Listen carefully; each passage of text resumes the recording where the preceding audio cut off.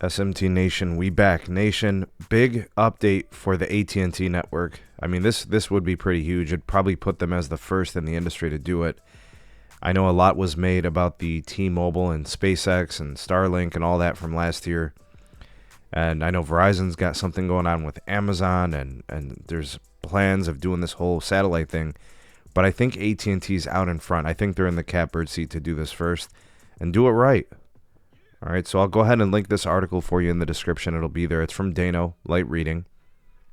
Also in the description is the real SMT Buy Me a Coffee link. If you want to support your creators directly, that is one way you could do it. The link will be in the description. Also, if you're looking for a really good deal on your wireless service, sick of paying too much, not getting the value you're looking for, want better customer care, you can get that from our partner, Mint Mobile. Use our unique partner link that's in the description. Get that value. Get that legendary customer care. Folks, they just increased all the data allotments and all their plans. And they didn't even touch pricing. They left it the same. All right. Nobody's doing that in the industry right now. That's why we partner with Mint Mobile. Check them out. The link is in the description.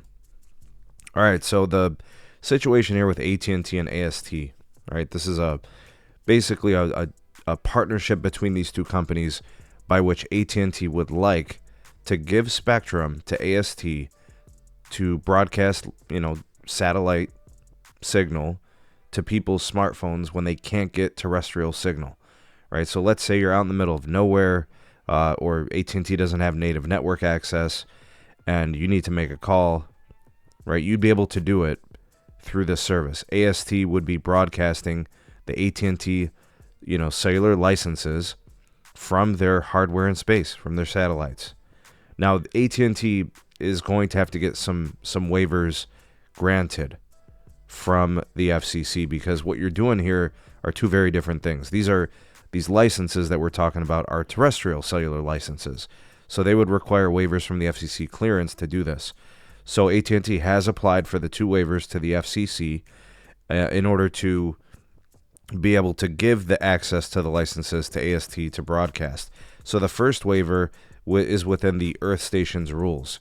This would be the phone in satellite to smartphone transmission instead of like cell tower and terrestrial, right? Because that's what those spectrum licenses were originally granted for. The second one has to do with cell height and power levels of transmission.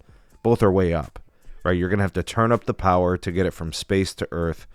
And then, of course, since you're broadcasting from space, that's much higher than a cell tower, right? So those things are going to have to be cleared. The frequencies themselves are low-band frequencies. AT&T did disclose they were going to be the 700 megahertz band, which is basically their band 12, and then the 850 megahertz, which is their band 5. Now, what could you do with this bandwidth? I don't know how much they're going to give them. 5 megahertz, 10 megahertz, I have no idea, right? But if it's for calling, that's probably plenty good. You start getting into the messaging and calling, that's probably okay too. The trouble is going to be with, the video playback and stuff like that, and music. You're going to need more bandwidth, so that could be something else. So calling when the terrestrial network isn't available seems like a nice little thing to have.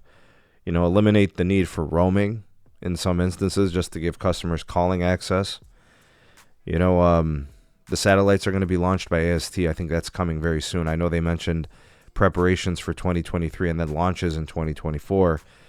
I think the only real concern here is if the FCC is going to grant the waivers and then AT&T is going to put this out to market, right? So we're literally talking about within the next year or two, if not earlier. If they get the launch in 2024, that could be as early as the next 7 or 8 months. I'm tracking it, folks. This is interesting. And of course, like I said before at the beginning of the video, I do think AT&T will be the first to do this. They've been working on it for the most amount of time. This story goes back a couple of years, maybe almost 3 years now, right? So this has been a work in progress.